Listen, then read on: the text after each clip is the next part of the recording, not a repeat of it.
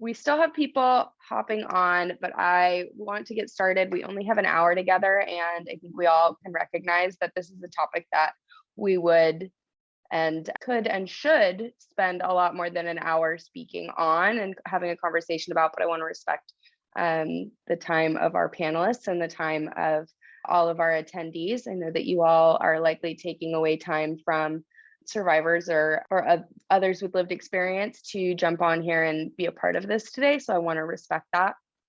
And so again, just a reminder that this is the ethical survivor practices in regard to media engagements, consultancies, and hiring webinar.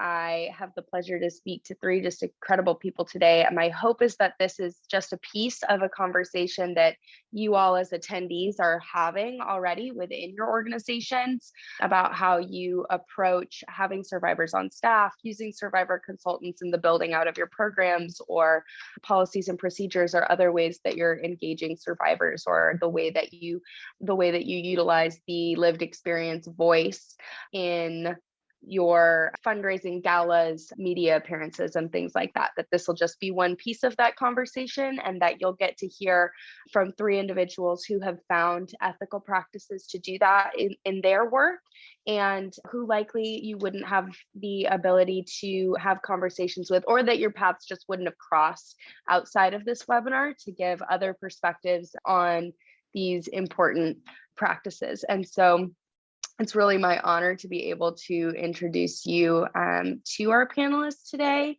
Audrey Morrissey is the Associate Director of My Life, My Choice.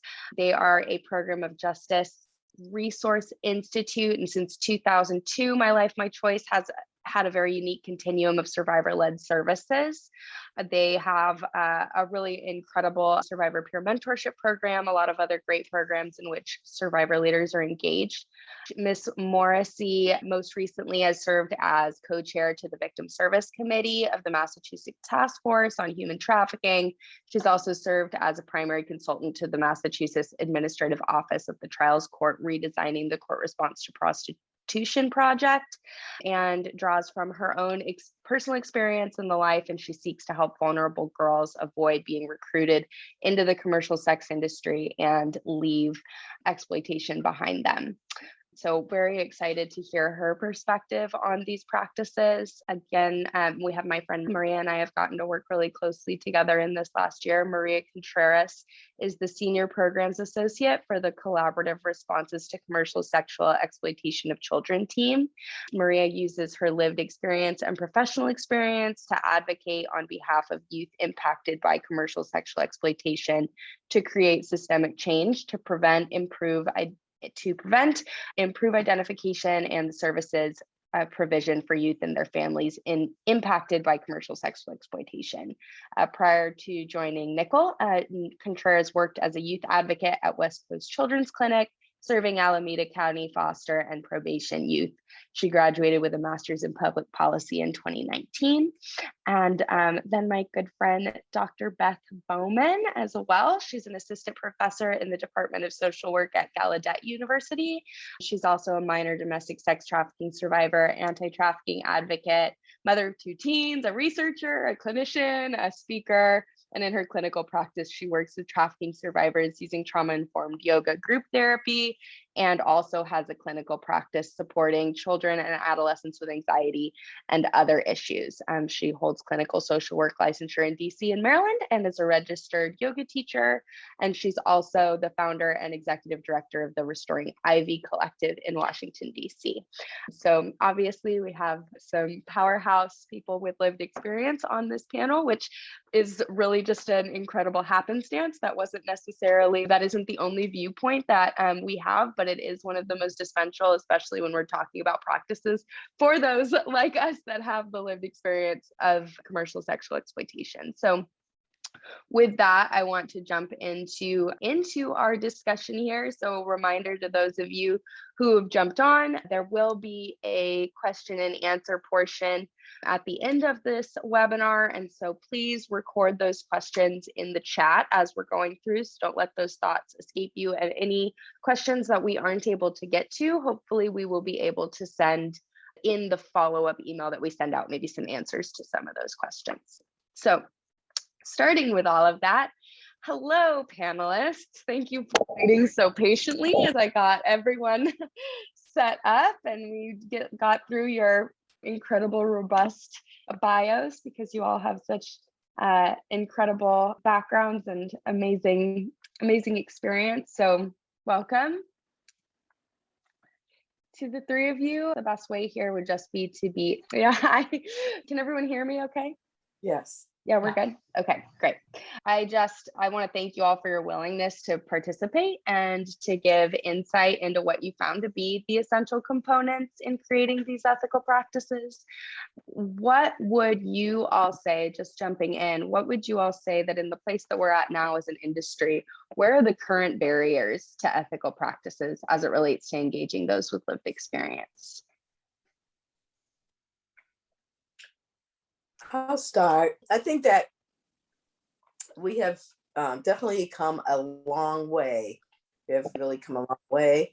For me, as you were talking, and as I was sitting here, I think what truly has been worked on and has to continuously be worked on is strong allyship.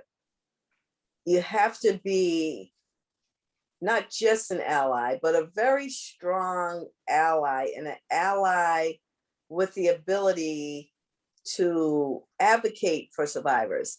And how I pretty much know a strong ally is not just someone who says to me, oh, I get it, we're on the same team, but that person that ally that I continuously see them even educating other folks on how to be an ally, letting people know that the best way to get this work done is to have survivors on your team. So not just walking their own talk, but also educating others on what it takes to be a good ally and how important it is to be an ally. And so I think that's the work, because over the years I've been doing this a long time, where I've seen folks will say, oh, we'll hire survivors, let the survivor come and speak at our event, and now we're the experts. We don't need them anymore. Now we got this sort of thing. I've seen that many times. And so that's where the work begins. And I would say anyone that's on this call, you have to ask yourself, are you an ally of survivors? And not just in words, meaning, will your ego do you have the ability to step back and allow a survivor to step up front? And if that's going to be an issue for you, then one or two things, this might not be the work for you, or if you are passionate, get the information that you need to get to become a strong ally. Yeah, I can follow up. I totally agree with everything Audrey said. And I think that another of the barriers that I see that's pretty common is there's this like fear of engaging with survivors, of working with survivors, because people are afraid of doing something wrong. And because they're still continuing to see us as this is our experience rather than as whole people. And the reality is that no matter what, whether it's a survivor of this that you're working with, like people carry all sorts of tons of trauma and identities and experiences. Like you're just never going to get 100% of the things 100%. And being open to being checked, being open to doing that repair work is going to be so important. And the other thing that I see often too is that, kind of following up on something that Audrey said, is like just moving aside to let survivors lead the work. So part of my job is supporting the California CSEC Action Team Advisory Board, which is where I get to work with Alia, and it's amazing. But when I first started working there, and so just to give you a little bit of background, so the advisory board is a team of 10 lived experience experts and survivors who are adults who experienced exploitation as young people. And their job is basically to consult, to offer their expertise to all sorts of things that are happening in California, whether it's with the California Department of Social Services, within county child welfare, you name it, they're all over it. And one of the things that was happening when I first started working to try to staff and support the members of the board, some of the projects that they were dealing with weren't being led by them. And so when I came in, and one, I'm the only lived experience expert on my team at the National Center for Youth Law. And so I have this very unique space of being a supporting member and not being an advisory board member myself, but still leading. And so one of the first things that I said was like, this can't be happening anymore. A team of attorneys can't tell this team of 10 lived experience experts what they should be doing. So let's start creating a space where people can actually feel like they can step up and we can step aside, because our job isn't to lead this work. Our job, including myself, is to support them to do the work. And so that's one of the things that are like really want people to start thinking about, is what does it look to support someone doing this work instead of you telling an expert how to do the work. Yeah, I would say, related to what you had said, Maria, about having multiple identities and multiple space, and really, if you're creating space for survivors to lead, you're opening positions up in your organizations. Why not start by trying to find survivor leaders to have those positions? So rather than just having somebody come in to share their lived experience, share their expertise that is wrapped up also in their lived experience. That, like, I went into social work because I had this lived experience, and it has informed a lot of the practice that I've done across the course of my career. And like, but lived experience experts may also be experts in varying job areas that your organization has. And so if you're looking for somebody to do group therapy, you're looking for somebody to do the administrative assistant job, you're looking for somebody to be in the finance department, you're looking for somebody for your board of directors, right? Not just advisory boards, not just fundraising. And I'm sure we'll get more into asking people to share their trauma. Putting that aside, you want people to do all of these different jobs. In your hiring, ask if there are survivors out there in the world. Reach out to organizations that are training survivor leaders who may be like, oh yeah, we have somebody with a degree in that. We have somebody with experience in this. We have somebody with a certificate in that. And if you're doing anti-trafficking work, that is so critical for the organizational culture that is forming this entity that informs practice with the survivors. And then survivors that are coming in are seeing, oh, there are opportunities beyond this life that I'm experiencing now. There are paths forward. And because if you're in an anti-trafficking organization where there is a very clear boundary between who is the client and who is the provider, it makes it really hard to sell this idea that you can do anything, right? It's no, you go in this box and we go in this box. And I have a hard time even now working in some spaces, because it's like there are these separate boxes, and can you be both? Yeah, you can. I am. I just don't talk about it all the time because it's not always well received. And I think that having organizations where you're allowed to be your full self as the staff and as the leadership creates space for survivors to see, okay, I'm not just this, I am a whole person, and any of my goals are possible because I'm seeing this through the leadership of the people that are telling me that it's possible.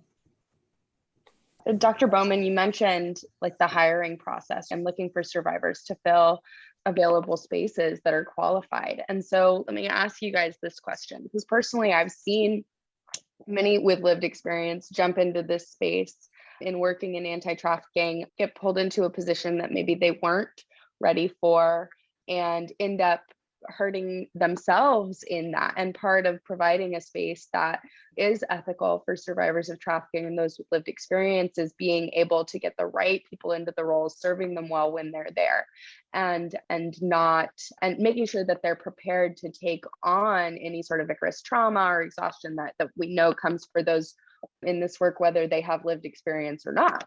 And so how do you guys implement ethical practices in your work for gauging the lived experience expert readiness for working in their pre-hire screening? Mm-hmm. I can talk about My Life, My Choice, which is now really grown into a big organization. But when I think about, and we have survivors in different capacities, right? We have I already talked about survivors who are clinicians, who are so forth. But when I think first of all, an organization when hiring, one of the things that I've noticed, I'll start with mentors. When I'm interviewing and we have a survivor interview, I do the interviews for the survivor mentors. I think it's really important in that piece that a survivor is the first person that they engage with in the organization for that interview. And not to mention the questions that one would normally ask at another job that I have to ask. Can you tell me a little bit about what it was like for you being in the life? How'd you get in? How'd you get out? And so I think that's really really appropriate to have someone. And I always say, I'm a survivor. I've been on the life 29 years. I'm also in recovery from substance abuse. I make those statements before I ask that survivor those questions. But one of the things, like any other job, you have to have cover letter, resume. But one of the things particularly, and I'm just going to speak on the mentoring piece, the hiring, one of the things that I set in place that I thought was really important when you talk about readiness, meaning ready to hear trauma. It's a very clinical position, but we provide lots of clinical training, but a lot of the mentors aren't clinicians. But one of the things that I find really important when engaging with particularly youth, I require that they have to be out of the life at least 5 years. If they say they have a substance abuse issue, I want to know that they've been clean for at least 5 years. Why? Because the trauma that I know that they're going to endure, you're going to hear these. I might give a little more leeway with someone who's working with adults who are, right, not as traumatic, so to speak. It's traumatic, but when you're dealing with youth. And so I say that to say, making sure, and one of the most important things I want to know when working hands-on with clients, one of the questions I ask, what do you do for self-care? And I don't want to hear, oh, I come home from work every day and I pet my dog. That's not good enough for me. I want to hear I'm still in therapy. If you ask me what I did for self-care, I'm saying I'm in a 12-step program. I have someone that I'm accountable to check in with, right? Therapy. Some people might be engaged in their church, but I want to hear that you are legitimate self-care. Coming home petting the dog doesn't work for me. And so for that type of position, those are the things that's really important to, you're never 100% when you hire someone, but at least you're not going to cause any more. This person's been out, between the time they've been out and if they have sufficient self-care, then we can train them. If there's anything else they need to learn, we can train them along the way. But I was talking with someone yesterday and they were talking about in the substance abuse world, how they have these coaches who help other addicts who are still struggling. And these coaches have been clean only a year themselves, but then putting them back in the line of fire where they used to get high. Oh my God, like that's scary. Not that I don't want them to have jobs, but oh my God, that's like they just came off the block yesterday and they're right. So the same sort of thing applies here. And someone also put in the chat in that, like the token, like not tokenizing. You know what I'm saying? Because let's hire her. Don't hire someone just because, we're going to hire them because they're a survivor. If they're not qualified to do what you are asking and their credentials don't match what you're asking them to do, please do not tokenize so that your agency can say you have a survivor. And that's like my 2 cents on, and that's been my experience at My Life, My Choice, being part of the hiring of mentors in our organization. I think all of those things are hugely important. And I can speak on this from my own experience working at Nickel in a team where I'm the only survivor. And I can speak of this with our hiring, or not hiring, but like our process for bringing on advisory board members, because the advisory board is 2-year cohorts. And so when I actually first interviewed for this job, it was my first time trying to figure out whether I wanted to have a space in this movement. So I had been very comfortable and very engaged I had been in the foster care system, and I was involved in the California Youth Connections, and I was super comfortable with that part. I had not yet disclosed that I was a survivor of exploitation, because how I came to that awareness was actually through doing research. When I literally had the awareness, like, oh my God, this whole time I thought that what I had experienced was just a form of sexual abuse, but it's so much more than that. And so I was figuring out, like, okay, do I have a place in this? Would I want a place in this, or do I want to stay in my lane? So when they asked me that question about my lived experience, as I was comfortable during the interview, I said I grew up in the child welfare system, and said a little bit about that and left it at that, because one of the things that I wanted to do was, like, what kind of supports is this organization, is this team going to have for me before I disclose? If I disclose, am I going to be put in the position of being a token of now I'm like doing all the survivor things? As I like developed that relationship with my team, it became really obvious that that wasn't going to happen. Like, they were super supportive. And then I disclosed, I was like, okay, I actually want to do work in this area. Like, I want to be an advocate, and I want to be more active and present in, because I have a ton of ideas and expertise in this field. And so then I disclosed. And what the amazing part was, that didn't change my relationship with my team members. They still saw me as the expert that I was in the other things that I do. They still saw me like regular Maria. They've never introduced me as lived experience expert. I'm always the one that discloses that. And so that's another thing I would say is, like, never, unless you have confirmation from someone that's how they want to introduce, disclose their experience. That is completely inappropriate and tokenizing. And the other thing, like now moving into the advisory board, is we also have a similar practice. And I think, Audrey, we probably consulted with you as we were trying to develop the advisory board, was that the advisory board members don't do direct service. So we don't require them to be 5 years out, but we require them to do 3 years out. And we also have a very intentional conversation with them about their self-care practices. And I've had people say to me, like, oh, like, I don't need nobody. I'm just me and I'm fine. And it's that may be like true for you not doing this work, but now that you're going to be in this work, that might not be true anymore. And so we do want to hear those very specific things of, like, for me, I'm like, I don't have a huge circle, but I have 3 or 4 people that I know that I can go to when I need support. I know that I can call my therapist. Like, I know that there are things that I do to get out of my head. I know that if I text or email the director of our team and tell her, like, I'm having a really rough time, no questions asked, she will just do what she needs to do in order to give me that space. There's been, like, one of the things I've noticed about myself is, so I've made like 3 critical career changes throughout my life. I went from being a waitress and a restaurant manager to being a direct service provider to now in policy systems change. When I was in the restaurant business, it had nothing to do with like my experience. So I very rarely felt the need to take time off. When I was in direct service, I felt the need to take time off a little more, but I also knew that I had a responsibility to the people that I was serving, to the young people. And so I planned those out a lot more. Now that I'm in this policy space, like, there have been times where I've literally woken up one day and I just can't show up in my best self today. So I've emailed okay and was like, I'm struggling. I need time off.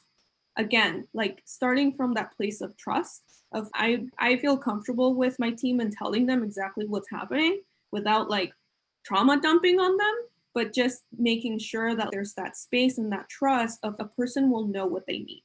And our responsibility is to support them so that they know that we're also here for them. Related to something that Audrey had said about sort of her being the first point of contact, I feel like that's such an important screening piece, is having survivor leadership who know what to look for. And there's the combination of working in the space for a long time, and you have the expertise just from like the practice wisdom, but then you have clinical expertise, and then you add to that instinctive survivor piece where you're like, all right, there's something going on here. And having a survivor leader be part of that screening on the front end, I think is a really important part of that. And then we talk about self-care. I get frustrated by the term self-care just because it was shouted at us in child welfare. I worked at DC child welfare for about a decade and right after my MSW. And I was just like, when am I supposed to do this self-care? When I'm home being a single mom to two little people, or when I'm here working an 80-hour work week that is constantly triggering and I don't get to sleep because my phone is ringing all the time, right? Like, when am I supposed to do this self-care? And I think that when we talk about self-care, we have to talk about organizational care. And Audrey, community care and having people, and having, both of you talked about who are your people that you call, who do you reach out to? You have your supervisor that you can reach out to and say, hey, I can't show up today. And having a supervisor who's well-trained, who's trauma-informed, and administration from the top down that says, okay, we recognize that what we're doing here is stressful for our staff, particularly lived experience experts, but for everybody. And so we're going to build in time off. We're going to build in supervision every single week for every person doing direct service. We're going to build in wellness models and initiatives. So I do a trauma-informed yoga model for trafficking survivors now. I got into that because it helped me as a survivor. And then I used it for my staff in child welfare to help with burnout prevention. And so having wellness initiatives as a part of what you're thinking about, okay, like we're building something that is meant to serve survivors, but we have to also serve our staff. And if a large portion of our staff, ideally, are survivors, it's like doubly important that we keep a sort of finger on the pulse of vicarious trauma that can come up. And so having supervisors that are trained in that, and administrators and boards and whoever's at the top making funding decisions saying, okay, we are going to approve anything that's related to staff well-being and ensuring that we have longevity of our staff, because turnover hurts the client. Turnover, and we can't treat we all talk about supporting survivor leaders as staff members, but like you come into a space and then you're not supported and then you leave, that's creating damage, that's creating breakage, and that's damaging survivor leadership that is a huge asset. And so treating them like an important whole person as part of this process and saying, okay, we're going to provide all of these things to support you so you can go out there and do this work for us is so critically important. And the more turnover you have, the more staff breakage that you're having, and the more problematic clinical services that you have, because you're not creating that therapeutic alliance, which is the foundation of trauma-informed care, particularly in clinical work. And any relationships and therapeutic alliances that are being built are being fractured for the survivors because the organization isn't serving the providers the way that they should. Like, we hear a lot about self-care, we hear a lot about burnout, but what we really mean is organizational instituted support. And yeah, maybe some of that is saying, okay, you have a network outside of here you can reach out to. Super important. We're going to check on that at hire. But on the long term, what is the organization doing for staff well-being? And to piggyback off that, we 1 hour a week. So if our staff paid, if you're in therapy, you can go see your therapist, or you can go to your 12-step meeting, whatever you need to do. It's like if I want to go to therapy every Friday at 1 on work time, we pay for that. You don't have to have time off to do that. Yeah. So you're paying for self-care. That's the thing, right? There has to be funding for this. You can't just be, all right, work for us for all the hours we're paying you for, and all this damage we're doing in like the day, you go handle that on your own time. That's important. Absolutely. I think if you guys have more to speak on that topic of creating that organizational culture that is strengths-based, trauma-informed, empowerment-based, that we know that, I think really, Dr. Beth, you put it in the most perfect way. If we're coming in and we're expecting to hire survivors or those with lived experience who are in a healthy place, who are taking care of themselves in the way that they need to in order to best pour out and serve clients, or consult on policy or speak at high level. I know for myself, when I speak, I have to take an entire day off afterwards because I'm so drained. We had a conversation with the 2 lived experience experts that are on our team at our team meeting on Friday, that after we speak, we both need someone there for the host of people that when you speak at a gala or another event that like swarm to you and ask really uncomfortable questions. Like we were talking about, okay, what kind of practice do we need to install to support us with lived experience on the team when we do those engagements to ensure that we have that anchor person who can, pretend to talk to us. Dr. Beth was one of those for me at a gala. I clung to her after my keynote. How are we implementing those practices that are supporting those with lived experience if we are wanting to have those with lived experience at the table? That we know that it is going to take that hour of time to go to therapy. Likely, if you want to have a lived experience expert who's going to therapy, you may need to make room for them to go to therapy. And so if you guys have anything else to speak on that, creating that organizational culture that empowers lived experience, I would love to hear that as well. It's interesting what you just said. I remember people would call Lisa and they would say, could you and Audrey come speak? Can the survivor come speak? And then we need an expert to speak on. And she would be like, no, Audrey is the expert. So where I'm getting at also when I'm listening to you, do not hire survivors because you want them to speak all across the country and share their trauma. When I go out, I train on what I'm very good at. I'm very good at training on commercial sexual exploitation of children. I'm very good at training folks on how to use our prevention curriculum. I'm very skilled at training people on the survivor-ally relationship. There's so many areas in which I present that has absolutely nothing to do with, let me tell you all how I got into life and how I got out and the couple of horrific things that happened to me. That's when I do a training for myself, I don't need a day off because I'm not talking about my trauma. I'm training you people on, educating you on how to identify kids who have been exploited. And my presentations, when a survivor, it's okay, I always say that I'm a survivor, but my presentations are about helping you to serve the clients that you serve. That's my expertise. I created a survivor mentoring program. And so that's what I train on. The other thing that I want to touch on when we talk about, and like my coworker right before this meeting, Audrey, do you want to lead a survivor only MPD? Because they have a professional development meetings, the mentors bi-weekly. And so if you have 3 or more survivors, allowing them to have a space, even if you have hired someone else to come in and organize whatever their activities, another survivor, that our survivor, they love it. They come out when we do the survivor only meetings. We try to do those a few times a year, like really. I just did it for the holidays. I brought them all gifts. We took gifts from each other. We laughed, right? And everyone comes out of that feeling refreshed.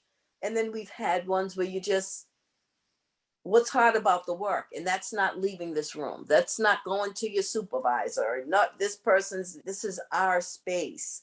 So it's really important if you really have quite a few survivors on your team, making time for them to have time for each other and being really clear that this is their space. That's nothing gets reported back to your supervisor. I think that's really important as well.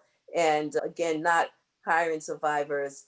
If you hire a survivor as a trainer, then they need to be training on what it is your organization does, what it is you're educating people on, not up there training. I shouldn't need a day off because I've been assigned all the time to go speak and tell my story. Survivors are more than their story. Yeah. I think what you just talked about also just made me think, because I, again, agree completely, is that I know we're talking about intentionally bringing on survivors, but like you may be working with or be a survivor yourself and don't have to be a survivor in the workspace.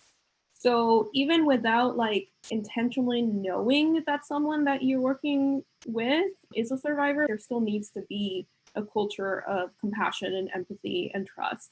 Like, again, like when I came to work in this space, like nobody knew that I had this lived experience. And I was trying to figure out what kind of space I wanted to occupy. And not everyone has to disclose. And even now that I like openly, I'm totally comfortable with sharing that I am a survivor, that's not how I show up every day, because it's also just not necessary. There's times where I'm like on calls with like the California Department of Social Services or whatever. They're not people that I work regularly with and don't need to know this, that I may not even say anything about me having this experience because I have other expertise that is relevant to the conversation. So like making sure that people know that there is space for them to not have to bring that with them to work every day, if that's not like a core part of their job function. I can understand how if you're a direct service provider who's like in your title, you're like a peer mentor who has this experience, that may be a little more difficult to do, but that also doesn't mean that you're going to be disclosing part of your trauma to that young person you're working with every day. And again, it's not asking personal questions. Sometimes like I've been on panels where I call them the nosy questions. Like when you're like talking about something and then there was a time where I shared about my experience familial trafficking and somebody private messaged me and asked me about the details of that. And I was like, that's unnecessary. That's like you asking for trauma porn. You just don't do that. But if it's irrelevant, if it's super personal, the thing is, if I don't volunteer that information, like those details, like you just shouldn't be asking. I posted in the chat sort of the pillars of trauma-informed care, but I think when we talk about having an organizational culture, and I think that's getting a little bit more into the zeitgeist of stuff in building organizations, we're talking about the culture of organizations and particularly nonprofits and helping professions. But essentially organizational culture is related to sort of the norms and expectations and behaviors of an organization itself as an entity. And so we all operate inside of that culture, right? Everything that we do is within the expectations of our organizational culture. So being sure that from the board of directors down to every position you have to the clients, everybody in the organization is informed by some of the leadership structure, and then the way that things are done, the operations and the day-to-day administration is informed by this culture. So you have operations like, if you want something to be trauma informed, so we have the trauma informed pillars: safety, transparency, and trust, peer support, collaboration, and mutuality, so like being on the same level as folks, empowerment, and then cultural competence. And so those areas, like, you can't just say you're trauma informed. You have to really look at, what are our policies? What are our procedures? How are we running things? Are our forms trauma informed? Our procedures, our intake procedures, are our staff supervision policies, are our payroll policies, like who gets paid for what and how much? Like all of those sorts of things should be from this expectation that the culture of the organization is aiming to serve survivors and be survivor-led and trauma-informed.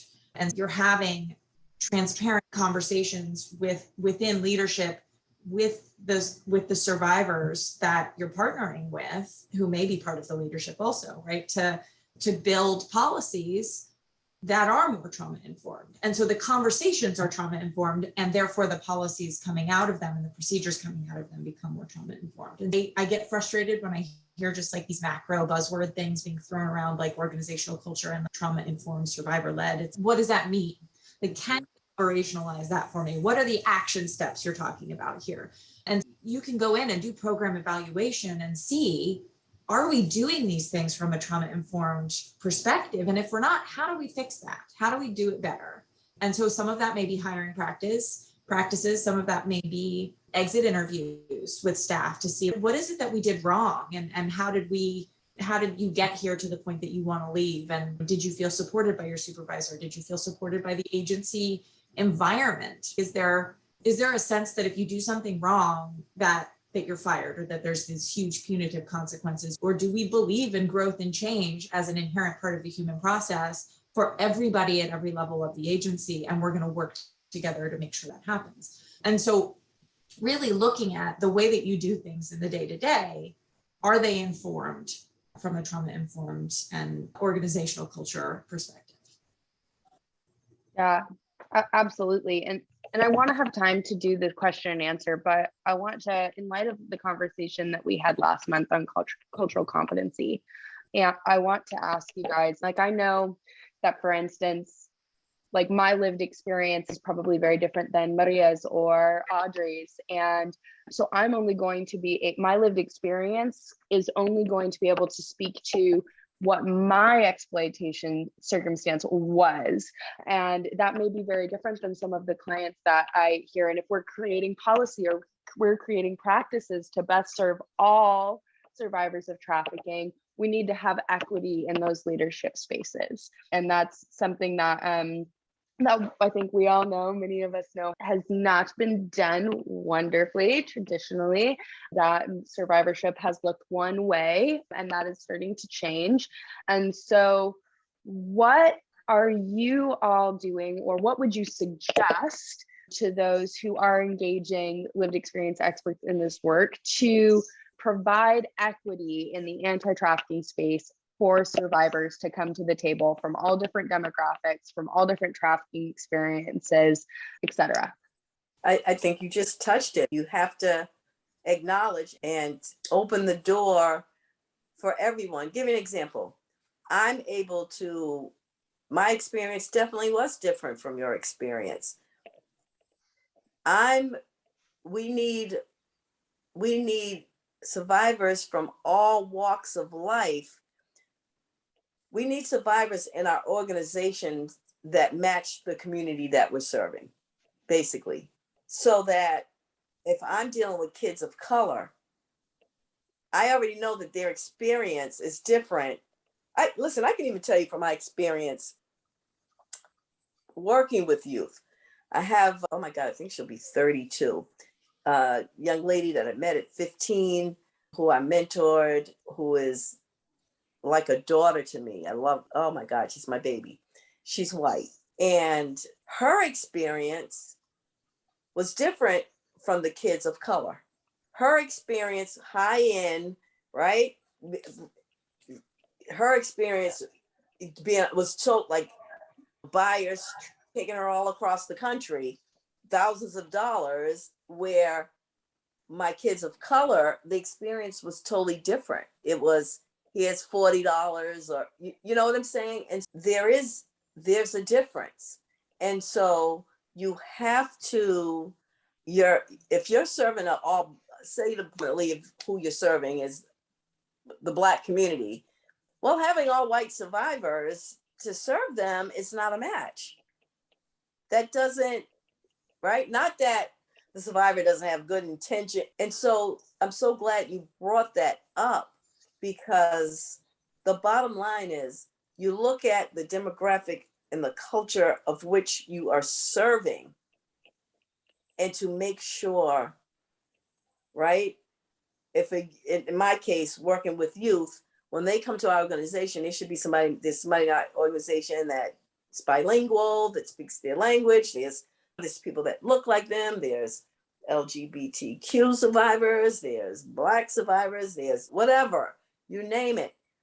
That youth needs to walk in, because there's so many identities, and see a part of them and in that organization where they come in and feel very comfortable. So that was really important. I'm so glad that you brought that up, because it's very important. It's not just about, oh, we're okay, we have the people, they're doing the work, and we're serving the community. If I can't identify with the community, and I can even tell you, even this was years ago, because the women that I mentored years ago who are now in their 30s, and the one that I'm telling you about who's white, who also had engaged with two of my youth of color. And the two youth of color, when they saw her, you could even see their self-esteem went down. You know what I'm saying? Like, for them, it felt like she was even a better exploited person than they were. You know what I mean? Without it affected them. They felt that they would all immediately The three of them, of course, that was years ago, and I founded the program. I didn't know what I was doing. I had personal relationships. We don't do that anymore, but I didn't have a clue. It was like, oh, these kids, I love them. Oh God, I'm gonna love you up and you go. But the three of them, my three first mentees, are still in my life today. But the two brown ones, right up to this day, feel a way about the white one. You know what I'm saying? Just based on, they know that her experience was much more different. Hers looked prettier than theirs did, so to speak. You know what I'm saying? So that, I'm glad you brought that up. So we have to be mindful of that. Yeah, and I think in the policy space, like, again, being the only survivor in the team and a team that's very small but majority white is very interesting, because like our lives intersect in so many different ways. Like, I'm a survivor, but I'm also a queer person. I'm also an immigrant. I'm Latinx. I'm visibly a person of color. My experience was familial trafficking, which may be different than somebody else's experience. And I always, especially since I support the advisory board, when I get questions about, sometimes you get pinned into situations and you're like, how would, do you have ideas or opinions? I was like, yeah, I do have my ideas and opinions based on my experience and my direct service experience. But we also have access to advisory board members. You have 10 other people that could speak on their opinions and their experiences. So I always remind people, like, don't continue to draw just on the person that's easiest to reach. People know to email me. That's great. I'm always going to tell you, you may want to consider submitting a request for consultation with the advisory board, because I'm just, again, like Alia said, one person, and I can speak to you about my experience and draw a little bit from the experience of what it was like to serve other kids who had this experience. But I'm not going to be able to solve this issue because I'm just me. I don't know what to tell you. And sometimes there is that like process of tokenizing of, oh, because she said something, this must be the solution. No, that's not how it works. It's not going to be the solution for every young person, because again, all of our experiences, and what's more is, like, you could have two people that seemingly look the same but have different backgrounds. Like, you can have a Latinx person who doesn't speak Spanish like me and who wasn't an immigrant, who was born here and whose family's been here for generations, because a little bit about history, Latinx people have been here forever, right? And so even then, you can't assume that just because two survivors look the same, that they're going to have that same experience. It just doesn't happen like that. Sure. So one of the things that we've been being intentional in building the Restoring Ivy Collective board, which is the organization that I am in the process of starting here in the DC area, is to have survivors of color serving on the board and white survivors and a multitude of different experiences. But in the DC area, a majority of the survivors that we're going to be serving are Black. That is child welfare. That was exclusively or almost exclusively the population that I worked with. And I think that one of the reasons that it's important is not just informing care, right? That is important. The cultural competency piece, and having a board of directors that is saying, here are the things that are important culturally to take into consideration.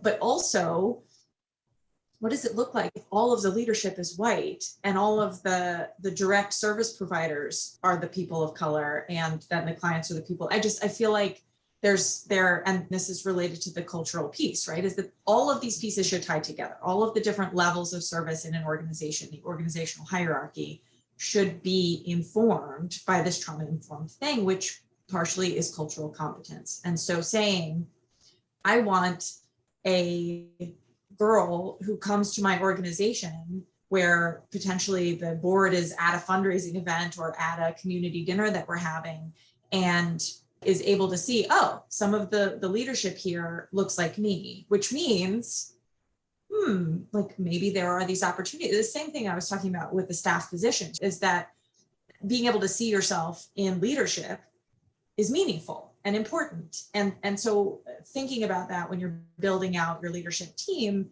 having not just the direct service providers, and that is important as well, but having the entire team to be a diverse group of people to serve the survivors, to inform practice. And we'll have our different exploitation experiences, and we'll have our different cultural experiences and cultural exploitation experiences and all of that. And I think that is, so that's part of what we're doing with with the board development at the Restoring Ivy Collective is I think that I don't think we talk enough about what it means to say, okay, we'll hire social workers that are doing the direct service that look like the population, but everybody that makes the big money in the C-suite is white.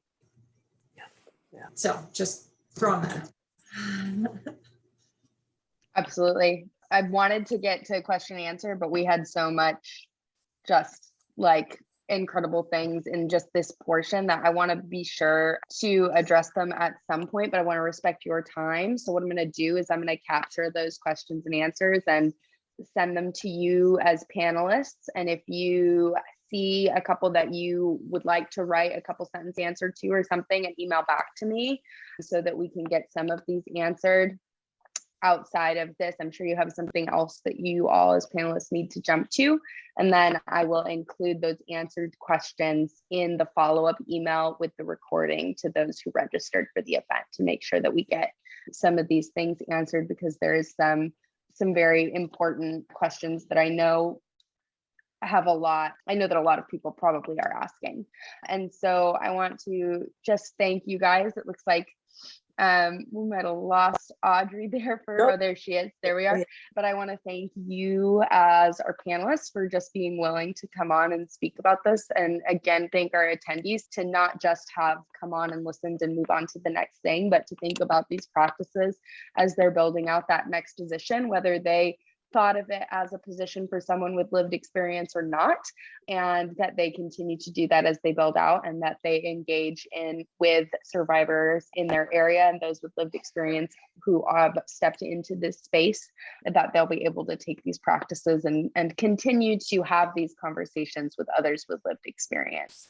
And so with that, I just am so thankful to all of you, and I'm very grateful for your willingness.